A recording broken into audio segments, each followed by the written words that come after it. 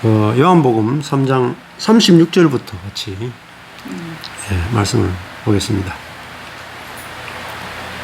아들을 믿는 자는 영생이 있고 아들을 순종치 아니하는 자는 영생을 보지 못하고 도리어 하나님의 진노가 그 위에 머물러 있느니라. 이렇게 했습니다. 자, 여기 보면은 조금 더 그 원어에 맞게 말씀을 드리면은 그 아들 속으로 들어가는 것을 믿는 자는 영생을 잊고라는 말이 영생을 잃고 소유하다는 말이에요. 영생을 소유하고 있다. 이렇게 되죠. 아들 속으로를 믿는 자는 영원한 생명을 소유하고 있고 아들을 순종치 아니한 자는 영원한 생명을 보지 못하고 도리어 하나님의 진노가 그 위에 머물러 있느니라. 이렇게 되어 있습니다. 자, 그러면은 하나님의 진노가 그 위에 머물러 있는 사람은 어떤 사람이냐면은 영생을 살지 못하는 사람을 하나님의 진노가 머물러 있다. 이렇게 말합니다. 영생은 그 영원한 생명이라는 뜻이거든요. 영원한 생명. 근데 영원한 생명이 어떤 거냐면 질적으로 다른 생명이라는 뜻입니다. 질적으로 다른 생명. 그러니까 이 36절에 아들 속으로를 믿는 자는 질적으로 다른 생명을 소유하고 있다. 이렇게 해석할 수 있겠죠. 자, 그러면은 우리가 아들 속으로라는 것은 아들과 연합한다는 말을 의미해요. 그러니까 우리가 예수를 믿는 것은 예수님이 하나님의 아들이심을 믿는 거죠. 하나님의 아들이 예수님이다라는 걸 믿는 거잖아요. 그러면은 아들 속으로를 믿는다라는 게 뭐겠어요? 우리도 아들 속으로 들어간다. 그 아들의 세계로 들어간다. 이런 뜻입니다. 아들 속으로 들어가는 것을 믿는 자는 영원한 생명이 있다. 자, 이게 하나님의 아들, 우리가 예수를 믿는 이유는 그 하나님의 아들이 되기 위해서 예수를 믿는 거죠. 하나님의 아들이 되는 것. 그 하나님의 아들은 하나님 그 아버지의 생명을 이어받은 자가 바로 아들이다. 그렇게 볼 수가 있겠죠. 근데 우리가 보통 예수님을 믿으면은 그냥 죽어서 천국 가고 또 이 땅에서는 예수 믿으면은 순종하면은 복을 받고 이렇게 이제 보통 생각을 그것만 많이 생각하는데 여기서 이제 중요한 게 그 아들을 믿으면은 우리도 아들이 된다는 거잖아요. 아들. 자, 이게 조금 우리가 생각하는 개념하고 좀 다르죠. 아들을 믿는 자는 아들이 돼서 영원한 생명을 소유한다. 근데 영원한 생명도 우리는 자꾸 영원히 사는 것만 생각하는데 이 영원한 생명이라고 하는 것은 영원한이라고 하는 것은 하나님을 의미하거든요. 영원하다 하는 것은 시간적으로 길다라는 뜻보다는 하나님을 의미합니다. 하나님을 영원한 분이다 이렇게 말하고 그러면은 하나님의 생명을 소유한다라는 것입니다. 자, 그럼 예수를 믿는 것은 뭐가 복이 되겠습니까? 하나님의 생명을 소유하니까 복이 돼요. 근데 하나님의 생명이 없으면은 우리가 이제 복이 안 되고 진노가 그 위에 머물러 있다는 말은 복이 없다라는 뜻이거든요. 그러니까 우리가 이 아들 되는 게 참 우리가 신앙생활의 목적이다 이렇게 말할 수 있겠죠. 하나님의 아들은 하나님의 생명으로 가지고 있다. 그 하나님의 생명이 뭐냐면은 영생이다는 거죠. 자, 그럼 영생하고 영생은 바로 하나님의 생명인데 에덴으로 가보면은 그 생명나무가 바로 영생이라고 할 수가 있어요. 영생하는 나무, 그게 생명나무란 말이죠. 그러면 하나님의 아들은 먹는 양식이 뭐냐면은 생명나무를 먹고 그 생명나무로 자라나는 사람을 하나님의 아들이다 이렇게 볼 수가 있습니다. 그러면은 그 영생과 반대되는 것은 뭐냐면은 선악을 아는 지식이 바로 영생과 반대되는 거라고 볼 수가 있어요. 그러면은 그 아들과 이 종의 세계가 다르다. 이렇게 볼 수가 있겠죠. 자, 우리가 아들이 되면은 사실 여기 가도 복이 되고 저기 가도 됩니다. 복이 됩니다. 우리가 생명은 뭐냐면은 이 웨슬리의 제가 이제 설교를 이번 주에 읽었는데 웨슬리가 보면은 하나님의 생명과 사람의 생명의 이제 그 차이를 이야기하면서 하나님의 생명은 이타적 사랑이다 이렇게 표현해요. 이타적 사랑이다. 근데 타락한 인간의 생명은 뭐냐면은 이기적 사랑이다 이렇게 이제 표현을 합니다. 그러면은 하나님의 생명이 있으면은 우리는 이타적 사랑을 할 수 있고 하나님의 생명이 없으면은 이기적 사랑밖에 안 된단 말이죠. 그러면 이기적인 그것만 있으면 우리에게는 진노밖에 없다. 우리 삶이 힘들어지는 거죠.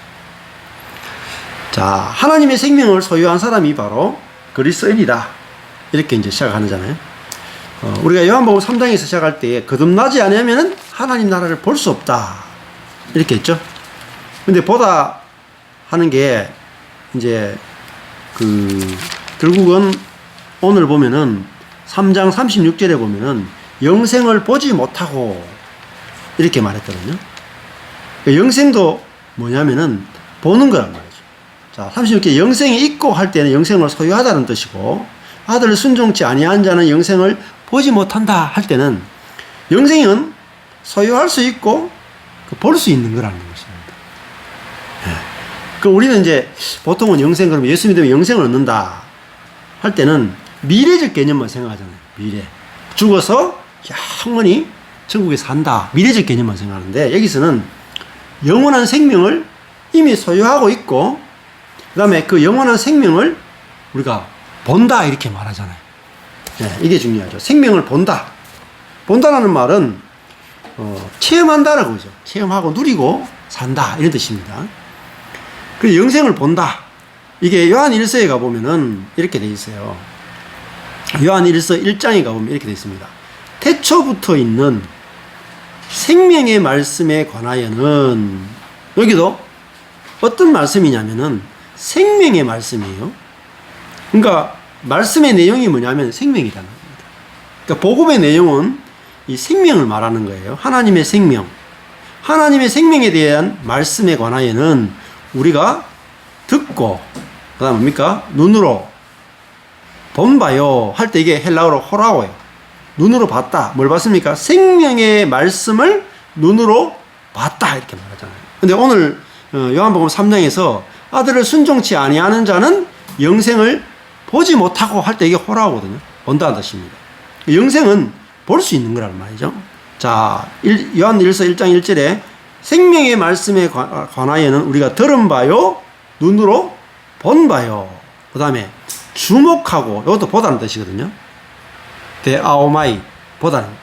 눈으로 보고, 눈으로 주목하고, 그 다음에 우리 손으로, 뭐랍니까? 만졌다. 그러면 영생은 뭡니까? 손으로 만질 수 있는 거라. 만질 수 있는 거. 이게 중요하죠. 영생은 미래적 개념이 아니라 현재적 개념이라는 거예요. 내가 손으로 만질 수 있대요. 2절에 이 생명이 나타내신 바 되었다. 자, 그러면 이 생명은 뭐죠? 파네로 계시되었다는 말이에요. 나타났다. 자, 이 생명이 나타나야 어디요? 눈으로 보고 주목하고 손으로 만졌죠. 그러면은 그 예수님이 뭡니까? 이 태초에 붙어 있는 생명의 말씀이 뭐냐면 예수님이잖아요. 그죠? 예수님. 그 예수님이 뭐냐면은 하나님의 생명이란 말이에요. 이 예수님이 나타났다 이 말이에요. 그들은 눈으로 보고 주목하고 손으로 만졌다. 그리고 이 영원한 생명을 우리가 또 다시 나와요. 보았고 또 보았고 나오죠. 보다. 증거하여 너희에게 전하노니 이는 아버지와 함께 계시다가 우리에게 나타내신 바 된 자니라. 자, 그 예수님을 이들은 직접 듣고 보고 주목하고 손으로 만졌다. 이렇게 되는 거죠. 자, 이 생명이신 예수님을 지금 이야기하고 있단 말이에요. 그러면 다시 요한복음 3장 36절로 와보면은 아들 소고로를 믿는 자는 자, 이 아들이 결국은 하나님의 생명이죠. 생명. 그러면 아들이 생명이니까 아들 속으로 들어가는 것은 결국은 생명 속으로 들어가는 거란 말이죠. 그리고 그 아들이 우리 속에 있으면, 우리 안에 계시면은 우리도 그 아들이, 생명이신 아들이 우리 속에 있기 때문에 우리가 생명이 있는, 생명을 소유한 자가 되는 거잖아요. 자, 그러면은 생명으로 살게 되는 겁니다. 자, 그러면은, 자, 예수를 믿는 건 뭔가? 예수를 믿는 것은 생명을 받아서 그 생명으로 사는 것입니다. 네. 이걸 다른 비유로 치면요, 그 밭의 비유라고 할 수 있어요. 밭. 그 마태복음에 가면은 가라지와 밀의 비유가 나오잖아요. 그러면 우리가 사람이 이렇게 밭과 같은 존재인데, 이 밭에다가 가라지를 뿌리면은 가라지가 나오고, 밀을 뿌리면 밀이 나와요. 자, 그러면은 우리가 예수를 믿는 것은, 내가 예수를 이렇게 믿는 게 아니고, 예수가 내 안에 뭘로 오냐면은 밀로 오시는 거라. 밀. 그러면 그 전에 우리에게 뿌려진 건 뭐냐면 가라지였어요. 근데 가라지하고 밀하고 어떠냐면은 엄청나게 비슷합니다. 근데 다 자라야 이게 가라지인지 밀인지 알 수가 있어요. 분간이 가능해요. 다 자랐을 때 뭐가 차이 나느냐면은 열매로 합니다. 열매. 그게 가라지와 밀의 차이예요. 그러면은 진짜 비슷한 게 뭐냐면요, 선악과하고 생명과하고요 진짜 비슷해요. 자, 이게 너무너무 비슷하기 때문에 구분하기가 힘들어요. 선악과와 생명과 구분이 안 돼요. 자, 선과 생명이 구분이 돼야 되거든요, 우리 신앙생활에서. 근데 이게 진짜 어렵단 말이에요. 예를 들어 가지고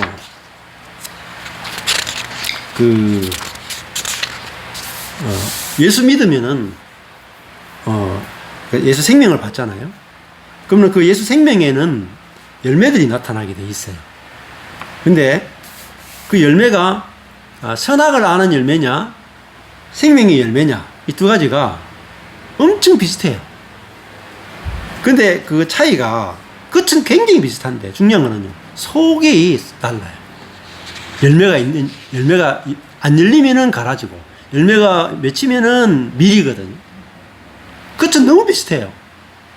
근데 열매도 이제 제가 이거 소개하는 웨슬리의 표준 설교라는 책이 나왔는데, 제가 유튜브 들어보니까 이 책을 소개를 잘하고 있어서 제가 한번 샀어요. 재밌을 것 같아가지고 샀나 보니까 여기 보면은 뭐가 나오냐면은 구원받은 사람하고 구원받지 않은 것에 대해서 이게 소개를 하거든요. 근데 여기서 보면은 너무너무 비슷하다는 거예요. 그리스도인이 된다는 게 뭐냐? 여기 보면요, 이런 뿐인 그리스도인과 웨슬리는요, 온전한 그리스도인을 이렇게 나누고 있어요. 이런 뿐인 그리스도인과 그 온전한 그리스도인을 나누는데요, 얼마나 비슷한지 몰라요.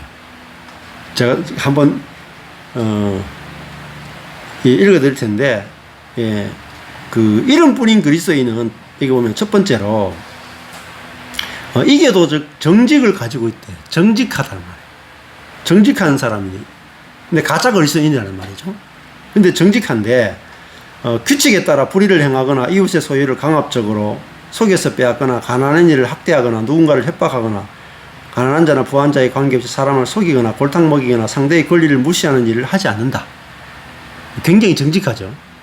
근데 이런 뿌린 그리스도인이란 말이에요. 그리고 이 사람들은 저스티스, 정의와 트루스, 진리에도 관심을 가지고 있고요.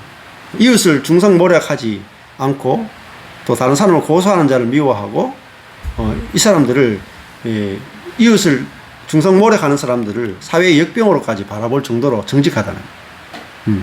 또 이 사람들은 나름의 사랑과 도움을 주고받으며 살아가요. 양식에 여유가 있으면 줄인 자를 돌보고 남은 옷이 있으면 헐벗은 자를 입히고 자기에게 필요 없는 것은 더 필요한 사람들에게 주기도 한다. 이렇게 나름의 사랑과 도움을 주지만은 이름 뿌린 그리스도인이라는 말이에요.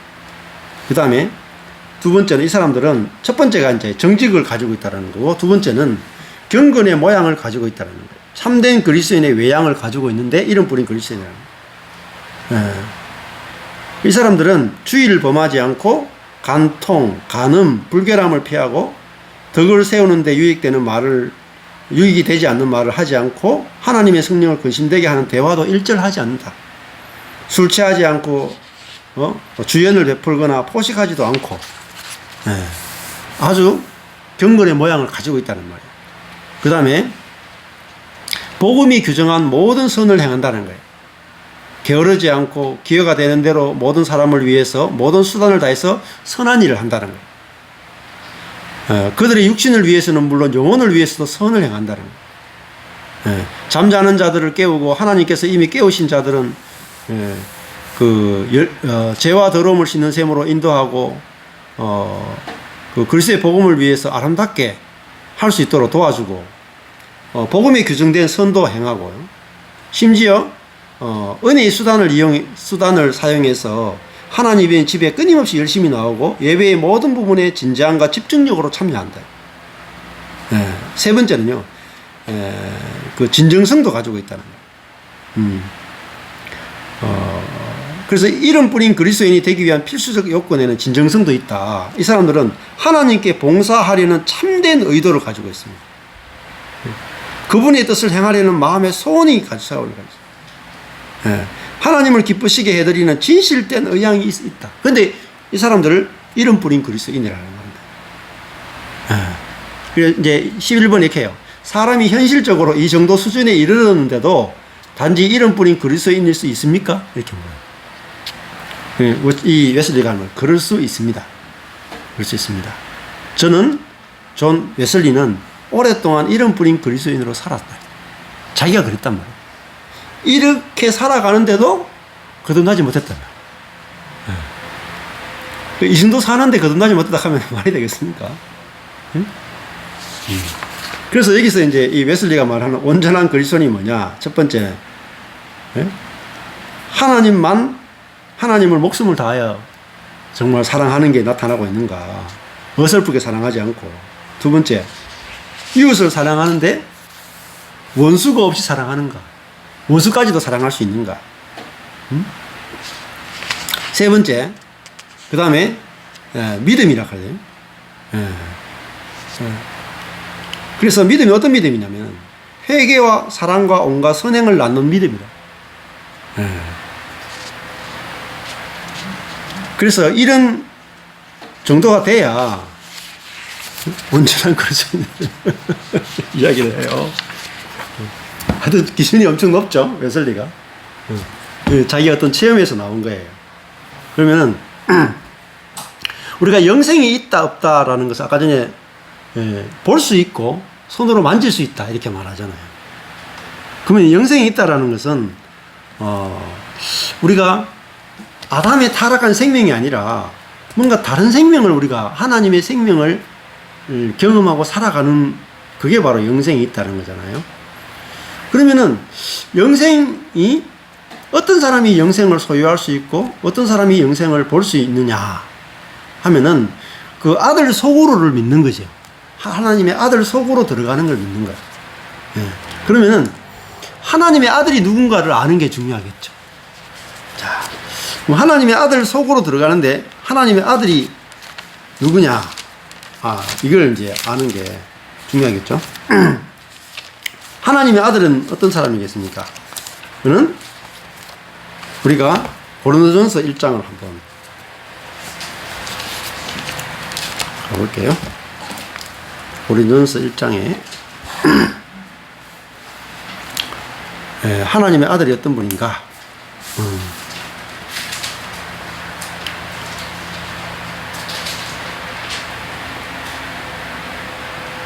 고린도전서 1장 22절부터 유대인은 표적을 구하고 헬라인은 지혜를 찾으나 우리는 십자가에 못 박히신 그리스도를 전하니 유대인에게는 그리끼는 것이요 이방인에게는 미련한 것이로되 오직 부르심을 입은 자들에게는 유대인이나 헬란이나 그리스도는 하나님의 능력이요 하나님의 지혜니라. 하나님의 미련한 것이 사람보다 지혜 있고 하나님의 약한 것이 사람보다 강하니라.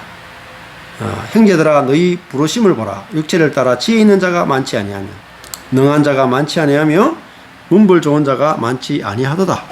그러나 하나님께서 세상에 미련한 것들을 택하사 지혜 있는 자들을 부끄럽게 하려 하시고 세상에 약한 것들을 택하사 강한 것들을 부끄럽게 하려 하시며 세상에 천한 것들과 멸시받는 것들과 없는 것들을 택하사 있는 것들을 폐하려 하시나니 이는 아무 육체라도 하나님 앞에서 자랑하지 못하게 하려 하심이라. 아멘. 자, 여기 보면은 하나님의 아들이 어떤 사람들일까요? 29절에 보면은 하나님 앞에서 자랑할 것이 없는 사람이다. 그렇죠? 네. 그래서 하나님은 누구를 부르시냐면은 지혜 있는 자나 문벌 좋은 자나 이런 사람을 부르시는 게 아니고 미련한 것들, 약한 것들을 택하신단 말이에요. 천한 것들, 멸시받는 것들, 없는 것들을 택하사 있는 것들을 폐하려 하신다. 그 말이잖아요. 자, 이게 하나님의 지혜란 말, 하나님의 지혜. 이것이 하나님의 능력인 거죠. 자, 그러니까 하나님이 뭘 폐하려 하시냐? 있는 것들을 폐하려 하신다. 없는 것들을 통해서. 왜냐하면은 하나님 앞에서 아무 육체라도 자랑하지 못하게 하려 하십니다. 그러면요, 하나님 나라가 되려면은 어떻습니까? 자랑할 것이 없어야 되겠죠. 그러니까 아무 자랑할 것이 없는 사람, 이 사람들이 뭡니까? 하나님의 아들들이. 자기 자신에 대해서 자랑할 것이 없는 사람. 우리가 생각하는 하나님의 아들의 개념이 다르거든요. 그런데 아무것도 자기 자신에 대해서 자랑할 것이 없고 자기를 1장 26절에 보면 형제들아 너희를 부르심을 보라 이렇게 말하고 24절에 보면은 오직 부르심을 입은 자들이 이렇게 돼 있죠. 자, 여기 보면 내가 하나님을 믿었다 이렇게 하지 않죠. 하나님이 우리를 불렀다 이렇게 하잖아요. 이게 소명이라는 뜻이에요. 소명. 그러니까 이거는 우리의 어떠함을 부르고 부른 게 아니란 말이에요. 자, 우리는 하나님이 우리를 누군가를 부르셨다. 그럼 하나님이 그 사람을 왜 불렀는가? 이렇게 생각을 하게 돼요. 자, 그러면은 오늘도 이제 아침 조금 전에 이제 나눴던 게 뭐냐면은 야곱의 12아들이 있잖아요. 야곱의 12아들이 있어요. 그 중에 유다가 이제 그 장자권을 이어받잖아요. 그죠? 유다가 네 번째 아들, 르시, 레, 유. 유다가 이제 장자권을 이어받는데, 왜 유다가 장자권을 이어받는가? 이제 그걸 가지고 이제 사람들이, 와, 12아들 가운데, 우리 생각해보면은 요셉이 장자권을 물려받기 제일 좋잖아요. 총리까지 됐으니까. 요셉이 장자권을 물려받아야 되는데, 정작 장자권을 물려받는 사람은 유다입니다. 근데 생각해보면은, 유다가 장자권을 물려받을 만한 어떤 이유가 있습니까? 어때요? 유다한테 그 잘하는 걸 뽑으라 그러면 딱 한 가지 있습니다. 왜냐면은, 요셉을 데려올 때, 요셉을 못 데려오면은 차라리 내 아들을 내놓겠다. 했는 거 그거 하나밖에 없어요, 유다는. 근데, 유다가 12아들 중에 장자가 되는 것이, 우리는 그 어떤 사람이 하나님께 뭔가 이 선한 행동을 했기 때문에 하나님 그 사람을 사랑한다고 생각하는 거예요. 불러주신다고 생각하는 거예요. 근데 하나님이 오늘 고린도전서에서 보면은 하나님 어떤 사람 부를 때는 자격이 없는 사람 부르십니다. 이게 하나님 부르심이에요. 그러니까 여기 보면은 26절에 형제들아 너희를 부르심을 보라. 육체를 따라 지혜 있는 자가 많지 않고 능한 자가 많지 아니하며 지혜도 없고 능력도 없다니 문벌도 없다 명예도 없다. 이렇게 한 이유는 세상과 하나님 나라는 다르죠. 그래서 27절에 그러나 하나님께서 세상에 미련한 것들을 택하고 그 다음에 세상에 약한 것들을 택하사 그 세상의 지혜로운 자들을 부끄럽게 하고 세상에 강한 것들을 부끄럽게 하시고 천한 것들 멸시받는 것들 없는 것들을 택해서 뭘 만드냐면 하나님의 아들 삼는단 말이에요. 그래서 하나님의 나라는 제일 중요한 특징이 뭐냐면 하나님 앞에서 자랑하지 못하게 하는 거. 이게 하나님 나라의 특징입니다. 그러니까 자랑이 있으면 연합이 안 돼요. 하나가 안 돼요. 절대로. 그래서 31절에 가보면 기록된 바 자랑하는 자는 주 안에서 자랑하라 함과 같게 하려 함이니라. 주 안에서 자랑하는 게 뭐겠습니까? 주님을 자랑한다는 뜻입니다. 자기 자신에 대해서는 자랑할 것이 아무것도 없는 사람, 자기를 불러주신 하나님만을 자랑하는 사람, 그게 바로 하나님의 아들이다. 이렇게 이제 볼 수가 있겠죠. 그러면은, 자, 우리가 생각해 보면은, 하나님의 아들은 어떻습니까? 되게 없죠? 천하고 멸시받고 없는 것들. 자기 자랑할 게 하나도 없는 사람들. 뭘 자랑하느냐면은, 하나님을 자랑하고, 주만 자랑하는 사람. 이게 하나님의 아들이죠. 그러니까 우리 세상에서 말하는 하나님의 아들하고 성경 안에서 말하는 하나님의 아들은 굉장히 다르다고 볼 수 있겠죠. 이 고린도 교회가 이제 문제가 된 게 뭐냐면은 고린도 교회는 분열이 문제가 돼요. 분열. 교회 안에 세상이 들어왔거든요. 그 세상이 뭐냐면은 바울파, 아볼로파, 게바파, 그리스도파. 다 뭐냐면은 내 신앙이 더 옳다. 내가 더 낫다. 내가 더 지혜롭다. 내가 더 능력 있다. 그럼 각자가 자기를 자랑하는 거예요. 자기를 높이고 자기를 자랑하니까 뭐가 되냐면 교회가 쪼갈라지는 거예요. 하나님 나라가 안 돼요. 하나님 나라가 되려면 뭐가 있어야 되면 십자가가 있어야 되는 거예요. 그러니까 그리스도인의 삶의 기준은 십자가입니다. 그래서 바울이 1장 18절에 유명한 말이 나오잖아요. 그 십자가의 도가 멸망하는 자들에게 미련한 것이요 구원을 얻는 우리에게는 하나님의 능력이라. 이 십자가의 도 할 때 도가 로고스거든요. 십자가의 말씀. 이 십자가는 뭘 어떻게 하느냐면은 세상에 미련한 것들을 택해서 지혜 있는 자들을 부끄럽게 한다. 그러니까 지혜 있는 것을 부끄럽게 하고 강한 것들을 부끄럽게 하는 것, 있는 것들을 폐하는 것, 이게 십자가거든요. 그러니까 우리 자신을 자랑할 모든 것들을 다 무덤에 다 묻어버리는 것, 이게 십자가의 능력이란 말이에요. 이게 하나님의 능력이고 지혜입니다. 그러니까 내가 남들보다 낫다, 이게 다 죽는 것이 바로 십자가거든요. 그래서 이 십자가에서 보니까 하나님 나라가 만들어지는 거죠. 자, 이 선악과를 먹으면은, 선악과를 먹은 동기가 이제 하나님처럼 되고 싶잖아요. 자, 그 말은 무슨 말이냐 하면은 다른 사람보다 높아지고 싶다는 겁니다. 그러니까 다른 사람과 나를 차별을 두는 거죠. 차이가 있다. 자, 우리가 선악을 아는 지식이라는 말은 나는 선하고 너는 틀렸다잖아요. 그럼 뭐가 만들어지겠어요? 즉시 높고 낮음이 만들어집니다. 높고 낮음. 근데 생명이라고 하는 것은 너와 내가 같다라는 겁니다. 생명은 이런 겁니다. 보세요. 그 성경에서 우리를 그리스도의 몸이라 그러잖아요. 자, 몸은 생명이고 선악을 아는 지식인 겁니다. 이 손과 이 손이 있잖아요. 그럼 이 손과 이 손은 누가 옳고 누가 틀렸습니까? 틀린 거 없죠. 이 손이 이 손 털렸다 그러면은 이 손 잘라 나가야 돼. 그러면 손이 깨끗합니까? 발이 깨끗합니까? 손이 깨끗하죠. 근데 더러운 발이 없으면은 손은 존재가 안 되죠.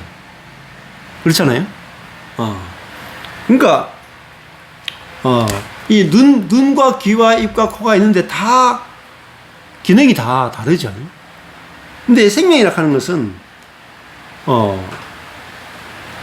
예를 들면 더 존귀한 지체가 있고 덜 존귀한 지체가 있단 말이에요. 예를 들면 손은 존귀하고 발은 더러워요. 발은 감추잖아요. 발은 자기를 드러낸 적이 없어요. 여기도 지금 우리가 앉아 있지만은 다 양말 신고 발이 뭐라 그랬겠어요? 나는 왜 이렇게 꼼꼼하게 양말 속에 들어가서 한 번도 내 자신을 드러내지도 못하고 자랑하지도 못하고 나는 이게 뭔 짓이고 이렇게 생각하는 거예요. 그러면 손이 말하기를 야 니는 막 생긴 게 더럽게 생겼잖아. 그러니까 니는 그거 들어가 있어. 나처럼 이렇게 이 정도 돼야지 나를 드러내지. 그러면은 어떤 일이 벌어지겠습니까? 손이 자기가 가고 싶은데 못 가요. 근데 생명이라 하는 것은 내가 아무리 잘나도 내 중심적이 아니다. 나는 네가 없으면 네가 없으면은 나는 존재할 수 없다. 이게 생명적 관계거든요. 이게 차이가 나는 거죠. 예. 예. 예. 근데 선악을 아는 지식은 그거가 이제 완전 다른 거거든요. 선악을 아는 지식은 누가 옳으냐 그러냐 이걸 이제 따지는 거란 말이죠. 자, 그걸 따지게 되면은 높고 낮음이 생기고 옳은 사람은 자랑하고 틀린 사람은 수치를 당하는 거죠. 예. 그래서 하나님이 이제 고린도전서 1장에서 말하는 것은 이는 아무 육체라도 하나님 앞에 자랑하지 못하게 하려 하십니다. 그러면 하나님이 하시는 일은요 어떻게 일하시냐면은 사람으로 하여금 어떤 육체라도 다른 말하면 어떤 사람이라도 자랑하지 못하게 하는 것이 하나님의 일입니다. 자, 그래야 내가 옆에 있는 사람하고 이렇게 연합이 돼요. 그러면은 제가 제 이제 인생을 이렇게 생각해 보면은 제가 열심히 목회했단 말이에요. 12년 동안 열심히 목회했어요. 큐티도 하고 1:1 제자 훈련도 하고 가정생활 성경보다 하고 정말 서울에 계속 왔다 갔다 하면서 최신 양육은 다 가져왔어. 찬양 사역, 뭐 성령 사역, 셀 사역, G12 사역, 내적 치유, 뭐 대화 훈련, 뭐 기질 훈련, 신구 이야기 파노라마, 오만 걸 최신 걸 다 가져왔어 했어요. 그래가지고 교회가 부흥해 버렸어요. 그래 이제 서울에도 제가 제일 처음에 서울에 세미나 초창기에 갔을 때 그 김학중이라고 하는 목사님 계셨거든요. 지금 아주 커져 있어요. 막 이렇게 교회가 막 체육관처럼 해가지고 엄청 커져 있거든요. 그분은 이제 이 경영학까지 배우셨어요. 경영학. 그러다 보니까 진짜 이제 능력 있는 목사님이 됐어요. 자, 그러니까 그분은 능력이 있으니까 목회가 너무너무 잘 된 거라.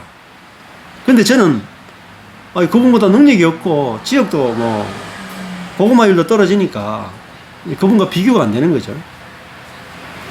그럼 어떨까요? 그 목사님하고 저하고 목회에 있어서 어때요? 그 목사님은 자랑할 게 분명히 있어요. 저는 자랑할 게 없어. 자, 그러면은 어떨까요? 이게 십자가의 도가 아니란 말이에요. 십자가의 도는요, 아무 육체라도 하나님 앞에서 자랑할 것이 없는 게 바로 십자가의 도입니다. 그러니까 은혜로 되지 않는 것은요 다 가짜예요. 열심히 노력해서 되는 거예요. 다 가짜입니다. 되면 될수록 나를 자랑해. 형제를 그러는 거예요. 무시하는 거야. 뭐 예를 들어가지고 목회 열심히 해가 제가 초반기에 했던 대로 제가 열심히 해가지고 300명 내지 500명 갔다고 칩시다. 제가 한 300명까지 갔어요. 그럼 어떨까요? 여기 있는 분들 내가 CC에서 안 만나. 아니, 내 성도, 양육하기 바쁘고, 아니, 그냥 한 300명 되면, 그래도 내가 0명에서 300명까지 키우고, 교회에 막 양육 체계도 잘 돼 있고 이러면은, 제가 뭐 돌아다니지 않겠습니까? 그러면은, 무슨 생각이 들겠어요? 개척했는데, 교회를 성장 못 시킨 목사님들 보면은, 제가 무슨 생각이 들겠어요? 교회 개척하는데 능력도 없이 그렇게 개척하냐. 그리고 그렇게 평생 해가지고 성도도 모으지도 못하고 당신은 목사의 부르심이 없는가 봐요. 나는 분명한 부르심이 있거든. 목사가 되려면 소명이 분명해야 돼요. 그러면서 그 다음에 또 제가 큐티를 열심히 했으니까 목사님 교회 안 된 거 보니까 큐티를 안 해서 그렇네. 그 다음에 또 제자 양육을 안 해서 그렇네요. 그리고 또 기질에 대해서 안 배워서 그렇네요. 친구에게 파노라마를 안 해서 그렇네요. 예배가 그 찬양이 은혜로스럽지 못한 것 같아요. 네? 소그룹을 제대로 운영 못해. 그랬다니까요. 소그룹 리드 훈련을 제대로 시키지 못하네요. 그러니까 그런 식으로 제 속에서 이제 저를 자랑할 것을 막 내놓고 상대방이 부끄러워할 거면 쫙 끄집어 내놓는 거예요. 그렇게 제가 옛날에는 살았단 말이에요. 근데 하나님이 저 쫄딱 망하게 하니까 자랑할 게 없네, 이제. 쫄딱 미끄러지니까 저 자신에 대해서 자랑할 게 하나도 없어. 그러니까 이제 어쩔 수 없이 하나님이라도 갖다 붙여가 자랑해. 그러니까 여기 이제 미련한 것들, 약한 것들, 천한 것들, 멸시받는 것들, 없는 것들이 다 뭐 자랑합니까? 다 모여가지고 에이씨 우리는 자랑할 거 없다 이제 하나님만 자랑하자 하고 이제 앉아있는 거라. 근데 그게 하나님 나라가 되는 거예요. 근데 교회 안에 왔는데 전부 다 교회 안에 보니까 아니 뭐 의사, 변호사, 뭐 사업가 이래가지고 목사, 장모 이래가지고 높은 자리에 앉아가지고 전부 다 자랑하고 있는 거야. 교회가 안 돼요. 그러니까 저도 교회가 되려면 저부터 무너져야 돼요. 그러니까 이 바벨탑처럼 자아가 이렇게 쌓아 올린 탑이 와라 무너져야 돼요. 그래서 제가 미국 목사님한테도 그 마태복음 하면서 하나님이 돌 하나도 돌 위에 남기지 않고 다 무너뜨린다. 그게 AD 70년에 예루살렘 성전을 하나님이 허무시거든요. 로마를 통해서. 허물 때 사람들이 예수님 보고 이 성전이 얼마나 대단한 성전입니까? 헤롯이 수십 년 동안 쌓아 올렸는데 어마어마한 성전입니다. 예수님이 이 성전을 헐어버려라. 내가 사흘 만에 짓겠다. 그래 나중에 성전 모독죄로 죽거든요. 예수 하시는 말씀이 70년이 되면은 돌 하나도 돌 위에 남지 않고 다 무너진다. 그 말은 사람의 손으로 쌓아 올린 교회는 다 무너진다. 근데 제가 진짜 돌 하나도 돌 하나 위에 남지 않고 교회가 다 무너졌어요. 완전히 다 무너진 거야 교회가. 그때 하나님의 손으로 쌓아 올리는 게 아니라 옆으로 똑같은 다 1층 된 거야. 다 무너뜨려 다 1층이라. 1층끼리 연합하는 거예요. 옆에 있는 지체와 연합되는 거. 그게 하나님의 나라더라.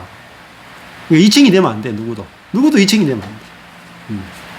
아무 육체라도 자랑할 것이 있으면 안 돼. 그러니까 내가 옆에 사람보다 자랑할 것이 있으면 안 돼. 나는 저 사람보다 기도 더 많이 한다. 나는 저 사람보다 더 경건하다. 나는 저 사람보다 성경을 더 많이 한다. 나는 저 사람보다 더 거룩하다. 이게 있으면 안 돼. 오직 그리스도인은 자랑하는 자는 주 안에서 자랑해야 돼. 주 안에 있으면 뭡니까? 내가 주 안에 있으면 내한테 드러나는 것은 주님밖에 없잖아요. 그러니까 그리고 주님을 자랑하는 것이 이게 교회를 건축하는 거죠. 우리 자신을 자랑하면은 교회 건축이 안 돼. 우리 자신에 대해서는 사실은 뭘 자랑하냐면 미련한 거, 약한 거, 천한 거, 멸시받는 거, 없는 것만 자랑하면 돼. 그래서 바울은 뭘 자랑했습니까? 자기 약한 것만 자랑한다 그랬죠? 약한 거 자랑하는 거 본 사람 있습니까? 잘난 거 자랑 안 해요? 네? 네. 잘난 거 자랑하면요, 교회가. 예. 예. 약한 거 자랑하는 게 십자가의 도예요. 약한 거 자랑하는데 뭐가 돼요? 진짜 교회가 나타나요. 약한 거 자랑하는데. 강한 거 자랑하잖아요. 교회가요. 파탄납니다. 저를 보시오. 제가 잘하는 거 자랑하다가 교회가 다 무너졌잖아요. 제자 훈련 잘하는 거, 큐티 잘하는 거, 우리 교회 예배가 진짜 은혜스러웠거든요. 찬양팀이 있어가지고 한 10명씩 앞에 대구에서 찬양팀 찬양 예배 드리기 전에 우리는 이미 다 세팅돼가지고 앞에서 찬양팀이 토요일 와서 연습 다 하고 예배도 찬양만 한 40분 하고 설교도 제가 한 50분 하고 한 2시간, 길 때는 3시간 4시간 했어요. 예배를. 와. 은혜가 충만해가. 거기다가 성령사에 일어날 때는 기도하고 이랬으니까 예배를 3시간 4시간 드렸다. 설교하면 사람 다 은혜 받고 이랬다. 근데 전부 다 잘난 것들이야. 잘난 것들을 모으고요. 능력 있는 것도 모으고요. 비전 있는 것들을 모으고 자랑할 것만 다 모아놨어. 그랬더니 다 쪼그라지더라고요. 그래서 하나님이 그래가 교회 안 된다. 그래서 교회를 건축하려면은 미련하고 부끄럽고 이게 교회를 건축해요. 예를 들면 자기 부끄러운 거 내놓으면 어떨 것 같아요? 우리 이제 지난주 토요일하고 주일날 우리 교회 이제 그 한 자매가 자기 부끄러운 걸 내놨다. 어릴 때 엄마가 자기를 버리고 간 거. 그래가 어릴 때부터 자기는 엄마 없는 애라는 것을 너무너무 부끄러워가지고 학교에 가면 엄마 있다라고 쓰고 애들한테도 그렇게 했대요. 그 정도로 엄마에 대한 사무치는 그 보고 싶음, 그리고 또 정말 그 여자라고 할 정도로 미운 마음과 사무치는 그 보고 싶음이 두 개가 양가 감정이 있어가지고 결혼해도 밤새도록 통곡하고 울고 어떤 것도 해결이 안 되는 거야. 그리고 그 집 이야기를 사모님 이야기하는데 지난주 토요일 날 만나서 이야기하는데 집안 내력을 다 이야기하더라고. 그러니까 전부 그 삼촌하고 자기 아빠 쪽으로 3명이 남자인데 전부 다 알코올 중독, 그리고 전부 다 한량, 집에서 아무 일도 안 해. 그게 전부 다 여자들이 돈 벌고 전부 다 또 일찍 죽어요. 일찍 죽어. 단명을 하는 거예요. 그런 집에서 살면서 결국은 아빠도 고등학교 2학년 때인가 하여튼 돌아가시고 엄마는 집 나가버렸고 할머니 손에서 자라면서 할머니한테 사랑을 많이 받았지만은 그 외로움과 어려움들이 많았고 집안이 전부 다 그러니까 그 속에서 엄청나게 큰 상처를 가지고 자랐는데 그 이야기를 어디서 할 데가 없는 거예요. 부끄러워가지고. 근데 이제 우리 교회 와서 저하고 아내하고 또 우리 신목사님하고 이야기하고 또 우리 만나기만 하면 저도 실패한 이야기하고 이렇게 하니까 이제 그 이야기를 하고 나니까 상처가 다 치유돼 버리더라고요. 자기 이야기를 자기 속에 있는 부끄러운 이야기를 할 수 있으니까 다 치유돼 버리고 그다음에 여기 원래 저 현풍이 사모 고향이에요. 근데 이쪽으로 오니까 늘 현풍으로 가고 싶은 거야. 그러니까 늘 거기 갈라 그랬어요. 떠날라 그랬어. 근데 이제 여기 와서 자기 상처가 어디에 가도 치유가 안 됐는데 여기 와서 치유돼 버렸어. 그러니까 이제 사모님 하는 말이 내가 교회가 이렇게 좋은지 몰랐다. 가정에서도 나는 가정만 있으면 치유될 줄 알았는데 가정에서도 치유가 안 되고 그다음에 하나님이 치유해 줄 줄 알았는데 하나님께 기도해도 자기가 치유가 안 되고 은사를 받아도 치유가 안 되더라. 그런데 내가 교회에 와서 내 어떤 이야기든지 할 수 있고 내 이야기 부끄러운 이야기를 다 할 수 있으니까 내가 치유가 돼버렸다. 그래서 내가 교회가 얼마나 중요한지 알게 됐다. 그래서 평생 교회 안에서 살고 싶다. 이런 이제 간증을 하더라고요. 그래서 본인 이야기 마음껏 해달라. 네. 그래서, 이 교회는 무엇으로 건축되냐면은 우리의 부끄러운 것을 내놓음으로 교회는 건축되는 겁니다. 잘난 거 내놓으면요, 절대 건축이 안 돼요. 옆에 다 시기 하잖아요. 안 그렇습니까? 안 된 거 내놔야 돼. 부끄러운 거, 실패한 거, 이런 걸 내놔야 돼. 그러면은, 예를 들면, 오늘도 이제 우리 앞에 팀들이 성경 공부하고 나서 나눔을 했거든요. 그렇게 현현자면은 갑상선 때문에 힘이 없어가지고, 몸이 하나하나 움직이는데도 움직임이 다 느껴진다 할 정도로 너무너무 이게 에너지가 없다는 거예요. 그런데 또 이제 복직을 해야 되고, 내년 되면은. 그 다음에 이제 옆에 있는 자매는 또, 남편이, 이 돈이 이제 마이너스가 되면 너무 스트레스를 받아가 널 죽고 싶다는 말을 한다. 뭐 그런 이야기 내놓고. 아마 아내도 앉아가지고, 야, 내가 옛날에 진짜 돈에 대해서 염려가 너무 많고, 인생이 너무 우울하고, 늘 왜 사는지 모르겠다 그러고, 막 그런 삶을 살았다. 그리고 돈이 없어가지고, 참, 빚내가지고 여행도 가고 했다. 이런 이야기 하고. 그러니까 여기 있는 또 한 자매는, 나는 머리부터 발끝까지 다 그런 이야기 다 앉아서 다 자기 속에 있는 이야기, 이제 부끄러운 이야기 다 내놓는 거라. 그러면은 그 얘기 하면 어때요? 시기합니까? 병 들었다 하는데 난 왜 저 병 안 들었나? 이런 시기가 없어지잖아. 그러고 저 사람 내보다 잘난 사람 같은데, 나보다 돈이 많은 사람 같은데, 그 사연을 들어보면은요, 야, 내가 그 끝만 보고 내가 부러워했네. 속으로 들어가 보니까 나하고 똑같네. 비교하는 마음하고 시기하는 마음이 없어질 뿐. 그게 바로요, 그 생명이라는 겁니다. 생명이라 하는 건 뭐냐면은, 내 부끄러운 걸 내놔가지고 상대방을 살리는 거예요. 상대방에게 수치심을 주지 않는 겁니다. 내 자랑을 내놓으면 상대방에게 수치심을 주고 상대방을 죽이는 거거든요. 생명은 나의 연약함을 내놔가지고 상대방을 살려내는 게 바로 생명이잖아요. 그리고 십자가는 뭐냐면은 미련하고 약한 겁니다. 그게 십자가예요, 십자가. 예수님이 자기 인생 가운데서 십자가에 달려 못 박히셨다. 이게 뭡니까? 가장 부끄러운 거예요. 자기를 따르는 여인들 앞에서 온몸이 다 빨가벗김 당하잖아요. 그리고 가장 약하고 미련한 자리가 바로 십자가거든요. 근데 예수님이 거기에, 그리고 또 그 십자가는 가장 큰 죄인이 달리는 십자가입니다. 그 십자가를 바라볼 때에, 근데 거기서 예수님이 그 가장 연약하고 가장 미련하고 가장 부끄러운 거기서 뭐가 이루어지냐면은 온 인류의 구원이 이루어지잖아요. 저도 이제 십자가 달린 예수님을 보니까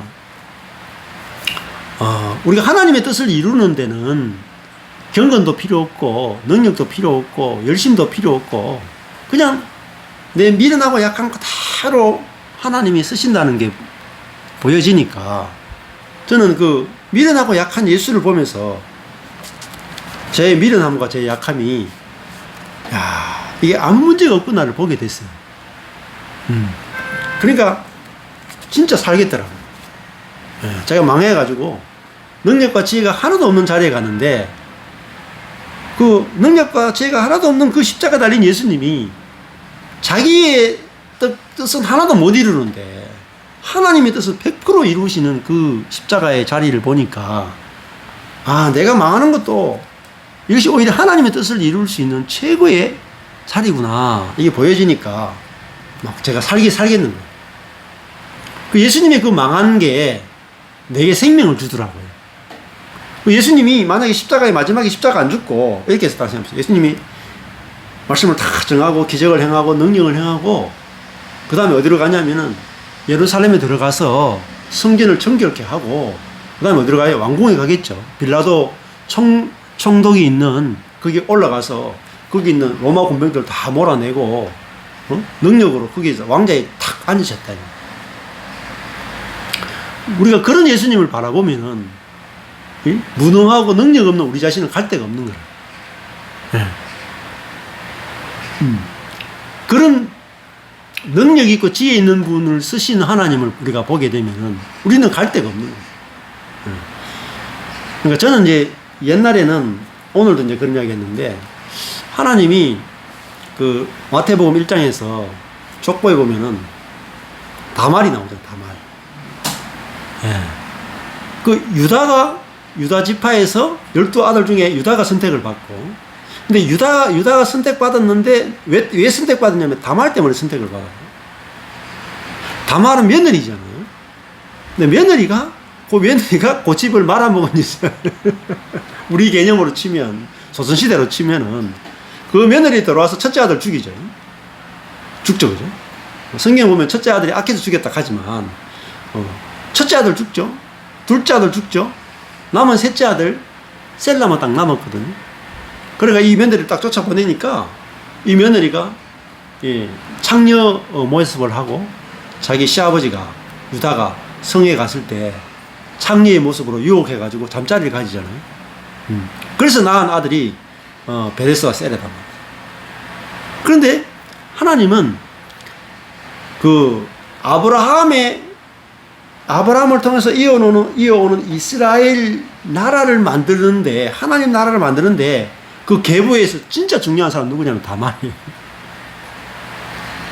그 다말은 경건함이 하나도 없습니다. 그렇죠? 근데 이방 여인이야. 근데 자기는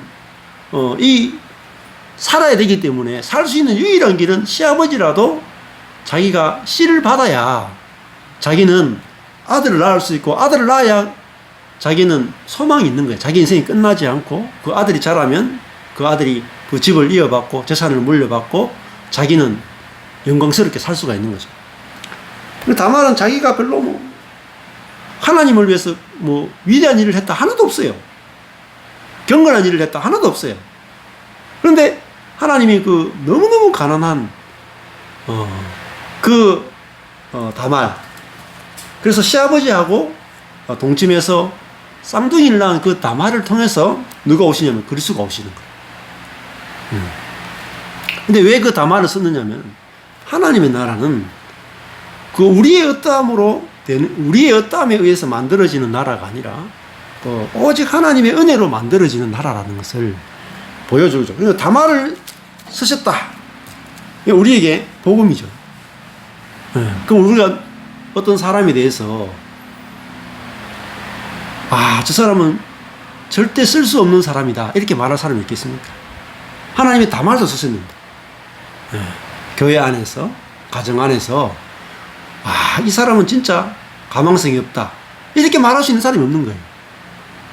시아버지하고 잠자리를 가져가 쌍둥이를 낳았다, 이 여인을 쓰셨다, 이런 하나님 앞에서는 우리는 어떤 사람도 쓰지 못할 인간이 없는 거예요. 그게 바로 하나님은 생명이시라는 거죠.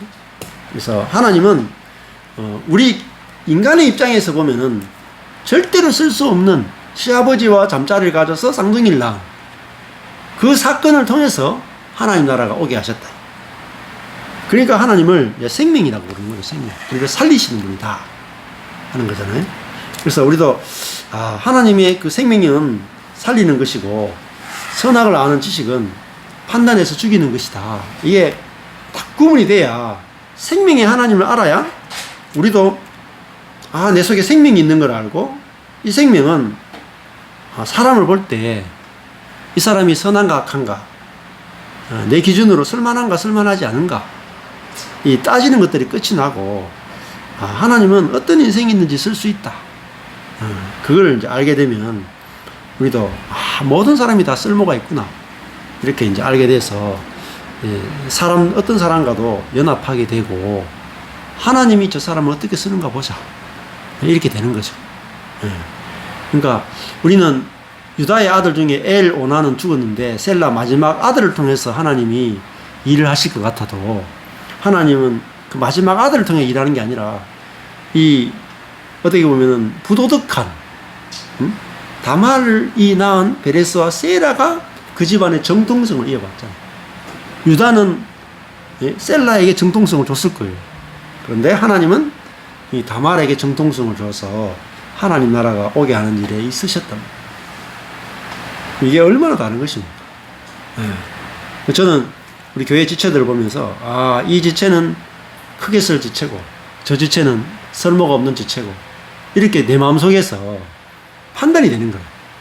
이 지체는 제자 훈련을 잘 받고 저 지체는 훈련 안 받았으니까 쓸모가 없다. 이렇게 늘 내 속에서 판단이 됐었어요. 그런데 하나님이 그걸 완전히 깨부수더라고요. 깨부숴가지고 제가 제 주변에 남은 사람들이 누구인가 이렇게 제가 남아있으면 좋겠다 하는 사람 다 떠나가고 제가 뭐 있어도 그만 없어도 그만 했던 사람이 남아있더라고요. 야, 그런 거 보면서 진짜 나의 생각이 얼마나 어리석은가, 인간의 생각이 얼마나 어리석은가 하는 것들을 보게 되고, 그래서 하나님을 믿는 자는 선악을 아는 지식이 아니라 영원한 생명이 있어가지고 정말 쉽게 판단하지 않고 어떤 자도 하나님을 쓰실 수 있다는 이런 마음이 우리 속에서 생겨나서 그 마음만 있으면 우리가 안식을 누리고 행복을 하지 않을까 이런 생각이 듭니다. 그래서 이번에도 우리 한 목사님이 그 사윗감 얻는 문제 때문에 굉장히 이제 고생을 하고 계시는데 결국은 내가 보기에 이게 좋은 사윗감이냐 아니냐 그 문제가 딱 걸리니까 너무너무 이 문제가 못 넘어가는 거예요. 내가 보기에 이 사위가 좋은 사위냐 나쁜 사위냐 이게 딱 선악의 지식이 있으니까 이게 못 넘어가는 거예요. 그 생명이 있으면 넘어가거든요. 내가 보기에는 이 다말을 통해서 무슨 일이 일어나겠는가 하는데 하나님은 다말을 통해서 다윗이 태어나게 하시잖아요. 만약에 다말이 베레스와 세라를 안 낳았으면 밑에 다윗이 출생 못합니다.